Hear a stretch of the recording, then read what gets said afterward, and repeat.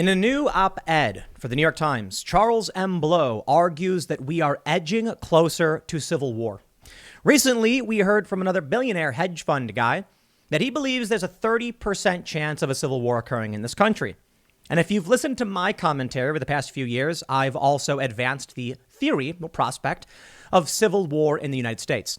Now, a lot of people are reluctant to actually agree with this idea or say it could happen. And even if they do, like in this circumstance of the New York Times, they never want to say that it would be soldiers marching at each other or armed individuals in some kind of conflict. They always end up saying something like, well, it'll probably be in courts and in culture. And that's mostly true. And I say that to a certain degree, fourth and fifth generational warfare. But of course, that does include kinetic warfare, which we want to avoid at all costs. But there's a really good reason why we're edging closer towards a civil war, as this New York Times article actually states. Although this article is more from a leftist establishment perspective, it basically says that abortion may be the big issue, or at least similar to the issue of slavery, something that conservatives have argued and something I've argued as well. Now, that being said, I am not saying at any point I believe with 100% certainty there will be a kinetic civil war. I do believe with 100% certainty that we are in a fourth and fifth generational civil war.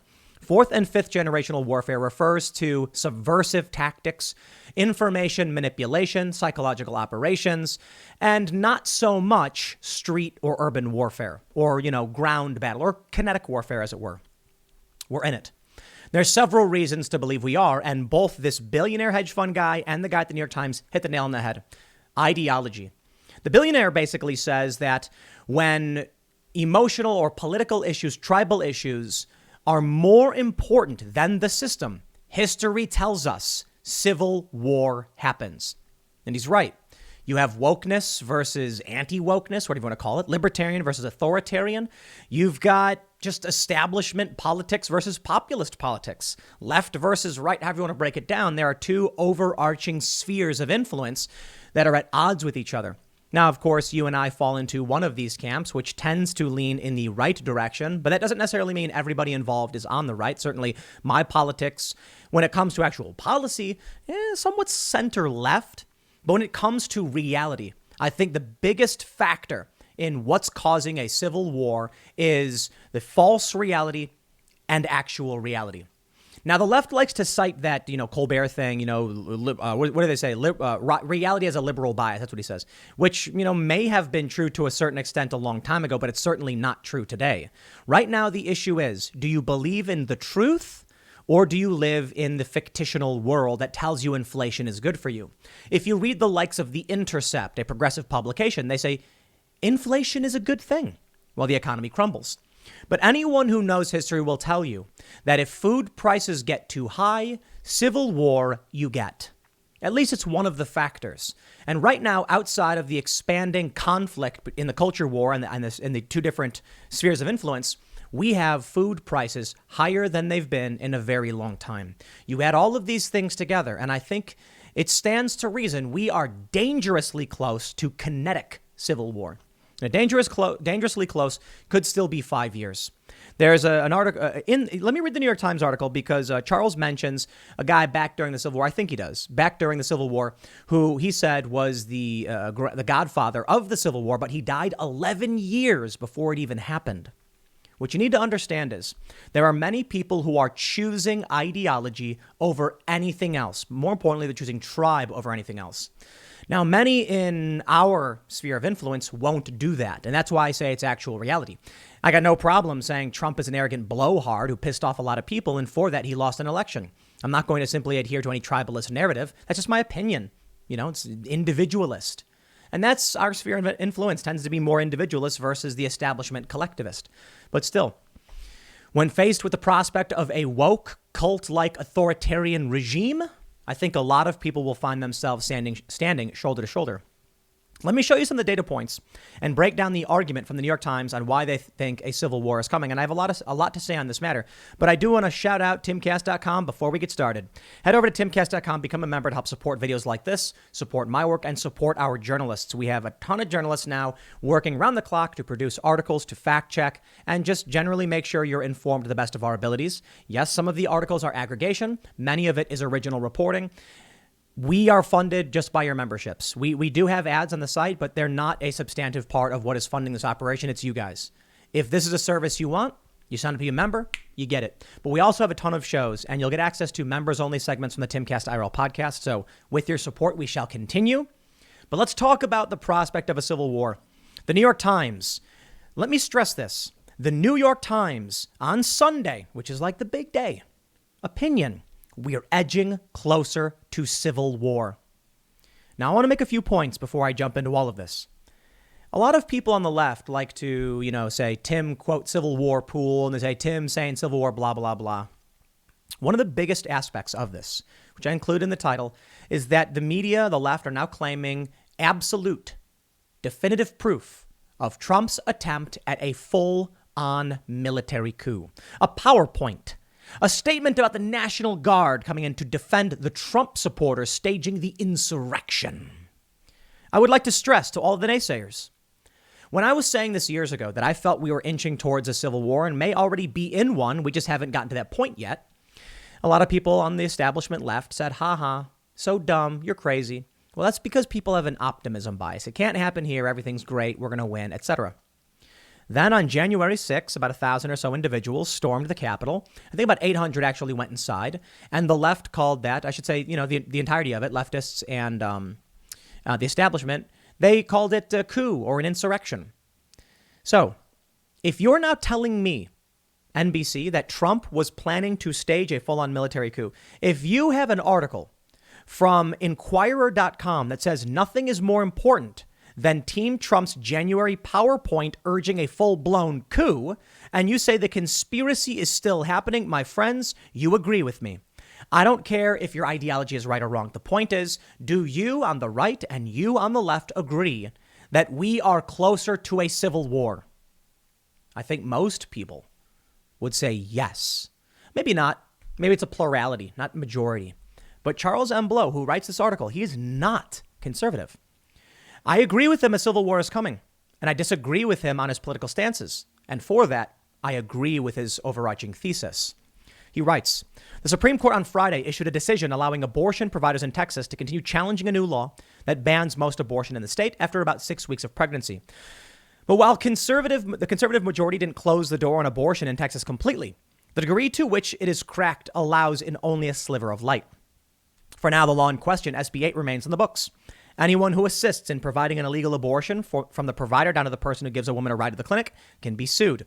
Roe v. Wade has essentially been overturned in the state, and soon that astonishing reality may not only become permanent, but may also spread to other states. And I will also note, it was reported even by NBC, conservatives are signaling that come June of 2022, Roe v. Wade is done. And this just means states will decide whether or not abortion is legal or illegal. And I believe about 12 states, they have what's called trigger laws, which will instantly ban abortion. Could abortion be the issue similar to slavery? I think the answer is yes. But I think the left doesn't realize they stand on the losing edge of this. You see, let me read for this. I want to explain to you. And I'll give you some context that will help. In 1837, this is from Charles. Good writing, by the way, Charles. I don't agree with you on a lot of politics, but you make some really great points. He writes, in 1837, Calhoun railed in a speech on the Senate floor that slavery had grown up with our society and institutions and is so interwoven with them that to destroy it would be to destroy us as a people. He continued, but let me not be understood as admitting, even by implication, that the existing relations between the two races in the slaveholding states is evil. Far otherwise, he's quoted as saying he believes it was good. As it has thus far proved itself to be both and will continue to prove, so if not disturbed by the fell spirit of abolition. Now, of course, this man is terribly wrong. But you see, the thing he's saying are what's important. I appeal to facts. He goes on. He basically goes on to say that he thinks the people who were taken from their homes and brought here, and the people who know no other world and were stripped of their history, are better off for it. Yeah, I take serious issue with the idea that you can force someone from their home and then just be like, well, you're better off. No, it's not your choice. See, this is a very similar argument we get from many of the left today on a lot of issues. It's better for you. It's better for you. It's for the greater good. You're better off because of what we're doing to you. To force me to undergo a medical procedure, to force me from my home, to force someone in Australia to a camp to quarantine because it's for the greater good and we'll all live better for it is wrong.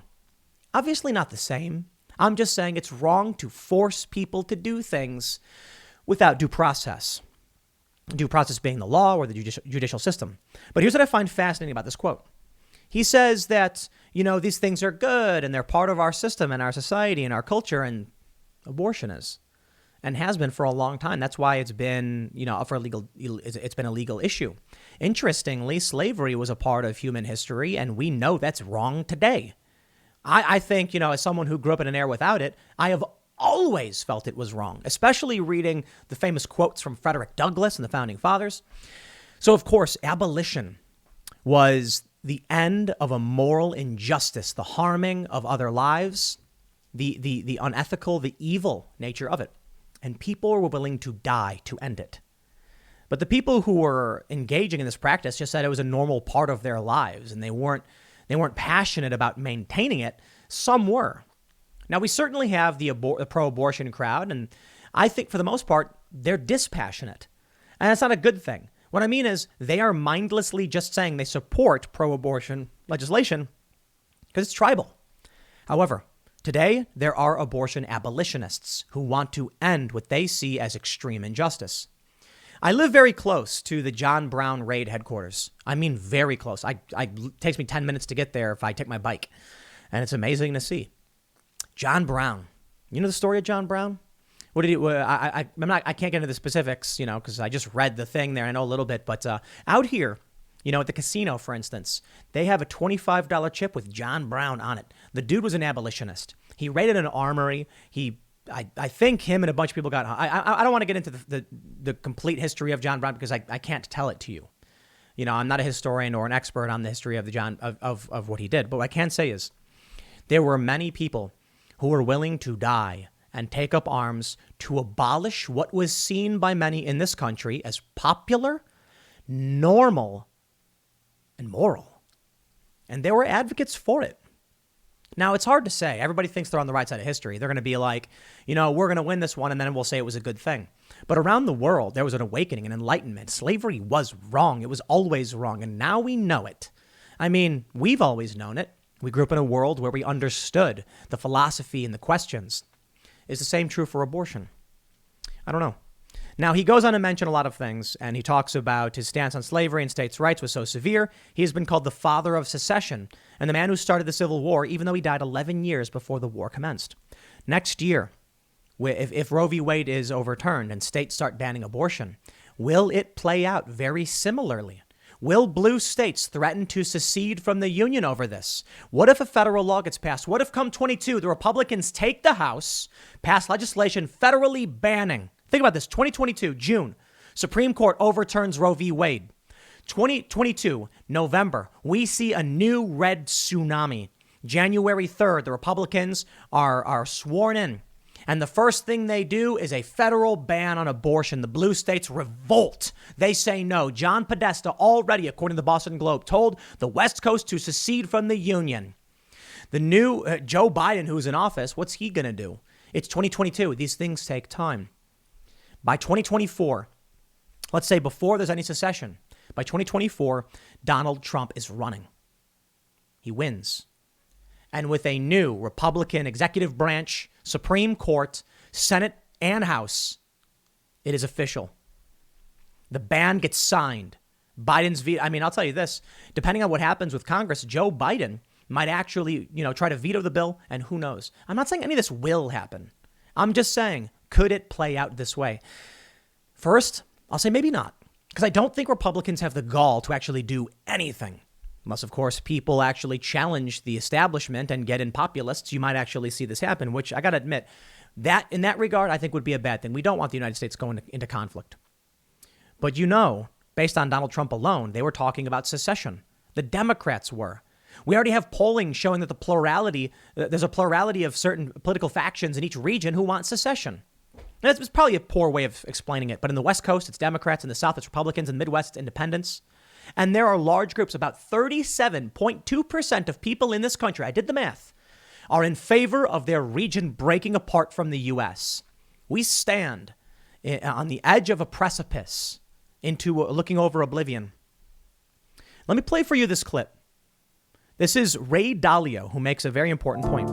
You write something alarming in the book. You see a 30% chance that there could be what you call a civil war here sometime in the next decade. Is that a metaphor? Are you talking about actual conflict? What do you mean by civil war, and how might that play out?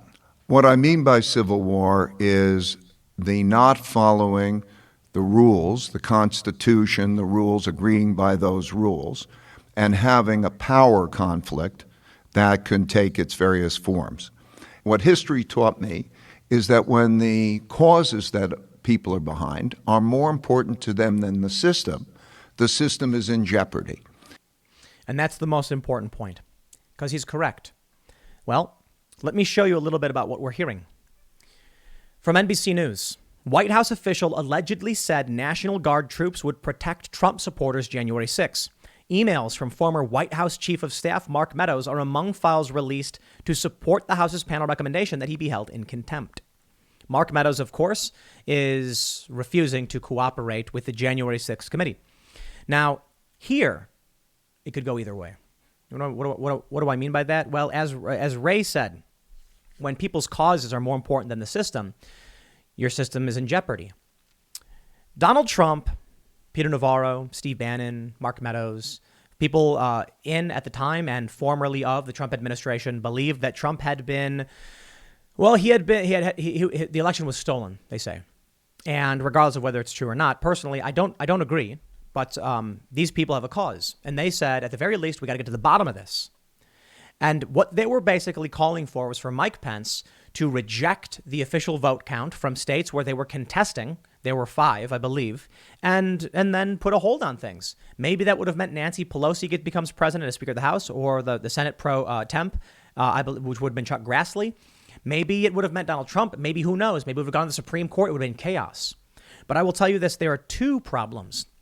If it is true, and there are anomalies to consider, that there was some kind of fraud, and personally, I don't believe it. Sorry, that's just not me. And we can talk about that. Then it is incumbent upon, if there was something wrong, the administrations, the leaders, the political parties to challenge it in courts, as they tried. Unfortunately, many of these lawsuits were kicked back, not because of the standing, not because of their merits, but because of standing. They said, you're too late, you don't have the right, etc. So these questions never got answered. The system did not adjudicate the problem. In fact, there was a point where 48 states were in a lawsuit over this. I believe it was Texas v. Michigan or something like that, where Texas basically said our rights are being infringed upon because Michigan's got voting problems. I think it was Michigan. I could be getting it wrong. But 48 states had signed on one side or the other. And that, my friends, is a huge indicator.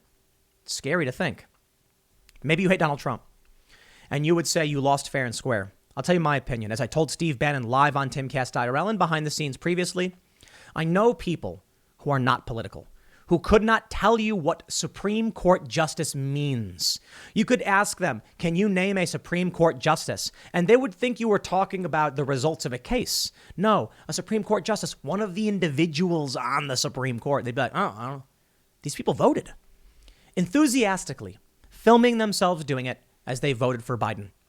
One guy I know left the country afterwards. It was pop culture. It was mainstream. It was virtue signaling. I do believe that the Democrats played a better hand across the board, whatever you might think. And because people hated Trump and the media lined up against him, that influence paid off. That people couldn't leave their homes. And all they could watch on TV, because there's no movies, no sports, was just politics. Boy, did it activate a lot of people against Trump. That being said, the left views what Trump is doing as an illegitimate attempt to steal power. I genuinely believe, though, that Trump genuinely believes everything is true. I just think he's wrong. You know, Steve Bannon is adamant. Alex Jones and Peter Navarro, I just think they're wrong. I think they see what they want to see. I think they have confirmation bias. I think they have some good political opinions, some bad ones, and I'm willing to hear what they have to say, and I'm willing to be wrong too. But I'm not willing to adhere to any tribe. That being said, both sides view what happened here as an extreme act against the system, and thus the system is in jeopardy. Like the article I showed earlier from the Inquirer, nothing is more important than Team Trump's January PowerPoint urging a full-blown coup. They say the conspiracy is still happening. Now, this to me is worrying. And we have this. This is from just yesterday. Former Trump advisor Peter Navarro defies House subpoena in COVID-19 probe, points to former president's claim of executive privilege. Once again, we are having more and more former Trump administration officials. I think there's just a couple of them, to be honest, who are defying subpoenas citing executive privilege. But a court has ruled against Trump already that executive privilege does not extend after you leave the presidency. And thus, it's up to Joe Biden. And Joe Biden wants to release this stuff. But are people going to sit back and just say, do whatever you want? No, they're not. Let's see how far things go. From the soapbox, newrepublic.com. Is criticizing Joe Biden a danger to democracy? Really? As concerns mount over the future of free and fair elections, a debate has broken out about whether the media must protect Biden to save the republic. Are you prepared? As Ray said, when people care more about their causes than the system is in jeopardy. If the media, instead of trying to inform you, to give you the truth, to allow you to live a better life, are more concerned about what they think justice looks like, and they are, this is what you will get. The media shouldn't criticize Joe Biden because right now the Republic needs a unified front against Trumpism and Trump's conspiracies. So where does this bring us? It brings us to ever-escalating conflict, and I'll tell you, it got really close to home. This is a video from Andy No. Well, actually, it's a video from, it's made its rounds. I don't know where the original source is, and I apologize for that. But Andy No tweeted this video from the Daily Sneed, who retweeted it from somebody else. Andy says, violence broke out on Saturday night as a group of Antifa militants in black uniforms showed up at the home of Alderwoman Kelly Russell in Frederick, Maryland. They gathered there to try and intimidate her into defunding the police. Frederick is about 10 or 15 minutes away from me. Now, look, I've lived in cities where Antifa has acted a fool before. And I left because I don't want to be around places where Antifa acts a fool. I live in West Virginia. We're setting up our new main corporate headquarters on 50 acres in West Virginia, but we have our Maryland production facility. We're about, like 8 miles away from Frederick, Maryland. To hear that this stuff is starting to go on out here, and I mean, some of it has before, but to see it again, it's close to home. These are people going to residential neighborhoods and targeting people, screaming at them and yelling things that are just meaningless and make no sense. The escalation is absolutely upon us. I think Ray is correct. I think Charles is correct. I think I was correct years ago when I read security company analysis saying the same thing, 30 to 90% chance a civil war happens in the United States. It won't look like you think it'll look. It's not going to be the same thing we saw last time. Who knows? It's going to be urban versus rural, which is more akin to how civil wars work throughout almost every other country. The United States was unique in that their civil war was a breakup of the states. There's more to consider. David Frum makes a perfect Twitter thread about how this country will be torn to shreds. He tweets, the great British PM, the Marquis of Salisbury, warned, if you believe the doctors, nothing is wholesome. If you believe the theologians, nothing is innocent. If you believe the military, nothing is safe. At some point, it's the job of politicians to decide we're safe enough. To follow Hotline Josh's point, unless the U.S. moves to vastly stricter vaccine mandates, which I would favor, but which is plainly not going to happen, the U.S. still will stall at present vaccination levels. He says, it seems the best option is keep encouraging vaccines and boosters, impose vaccine mandates where it can be done, otherwise return to normal as fully as we can, especially the schools, and let hospitals quietly triage emergency care to serve the unvaccinated last. This is a really good example of how the country gets torn to shreds. That there are people who can't undergo vaccination or personally just don't want to for a variety of reasons, and that they would be discriminated against based on this. I mean, I reference Pete Parada quite often as an example of this, the former drummer of The Offspring, who, because of his Guillain-Barré syndrome, is unable to get the vaccine, was kicked out of the band. He lost his job after 14 years. This is untenable. We can't have a society that does this. But my friends, let's not even bother with the stupid politics, because politics matters so very little to most people. And that's true. causes. I certainly think Ray is correct. I think Charles is correct. And I think abolition of abortion may be a prime catalyst for the conflict come June 2022. Who will win? I don't know. I'm not convinced that the pro-abortion crowd has the zealotry amongst their ranks to do anything about this. I don't think they care that much. I think the people who care, who are pro-life, have a strong moral position on this. But what will that mean? I honestly don't believe that you will see pro-choicers, and I think it's not the right word, pro-abortion, storming into red states to open abortion clinics. But you probably will see pro-lifers storming into blue states to shut them down. If you're on the left, you can by all means say that's wrong. Absolutely. I don't like violence. I don't like that at all. I don't like abortion, but I don't like the government's involvement, and that's a very difficult position to be involved in. But you have to wonder about. I mean, there's struggles here, and there's parallels to the last Civil War. When people talk about slavery as a catalyst for the Civil War, they're correct. States' rights, close second. But the core catalyst was slavery, a slave state, abolitionists, attacking and raiding. But the reality is there were other deep-seated issues in this country that was dividing the states. In fact, I believe it was Texas that basically said the reason they joined the South, the Confederacy, was because of geography. It wasn't just any one thing, but it was mostly slavery.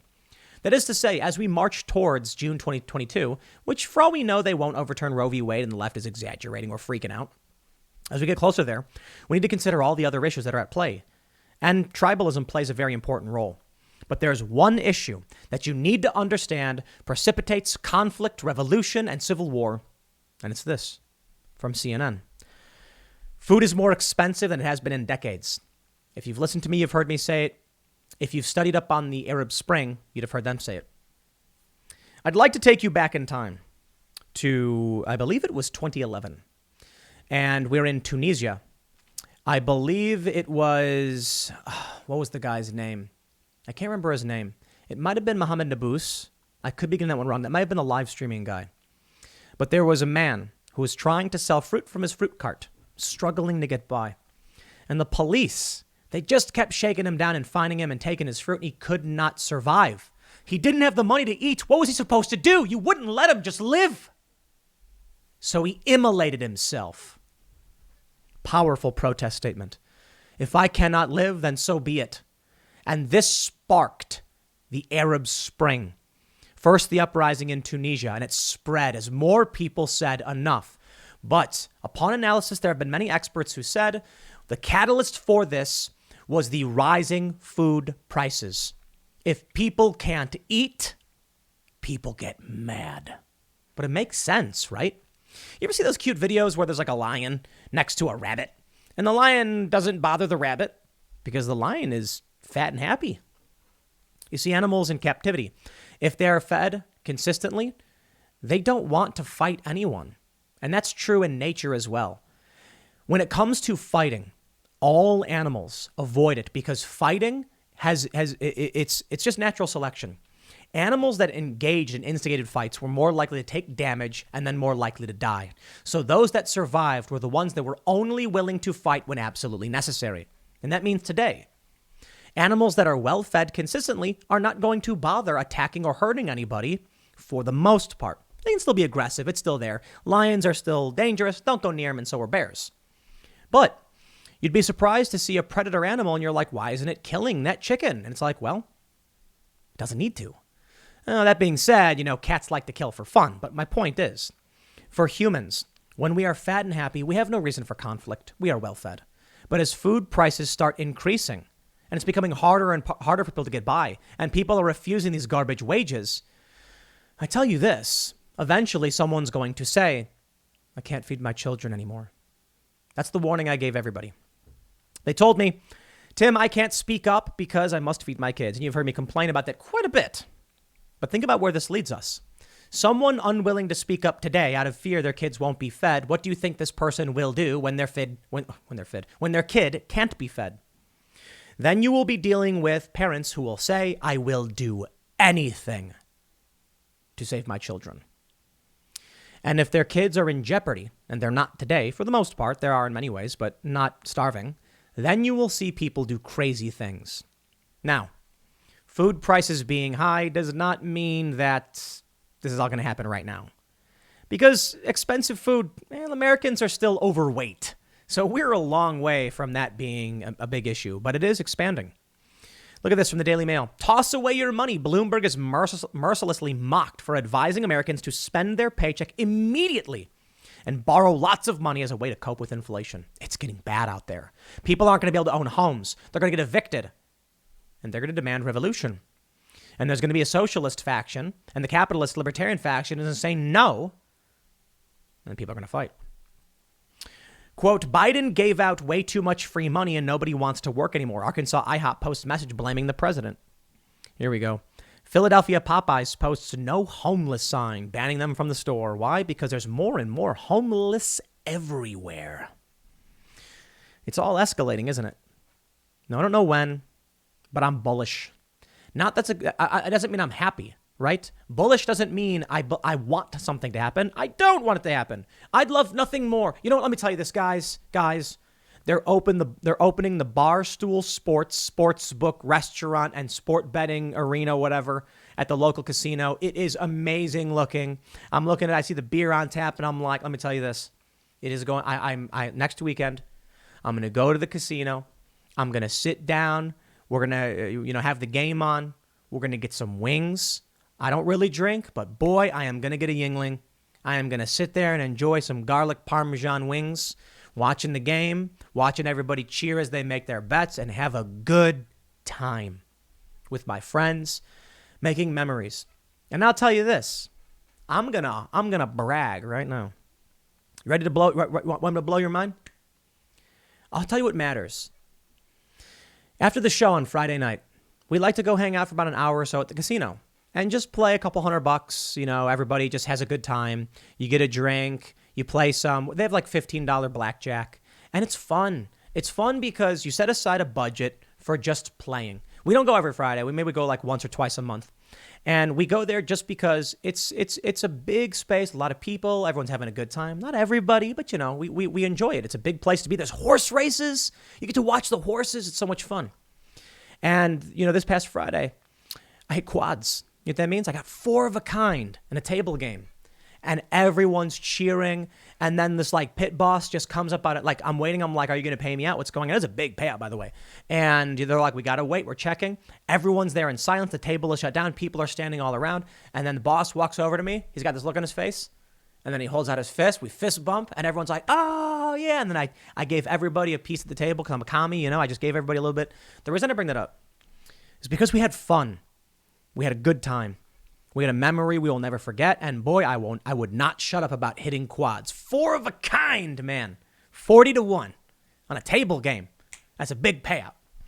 And we all celebrated. Everybody had a good time. And we were like, I can't believe it. It's magic. It's just so much fun to be here.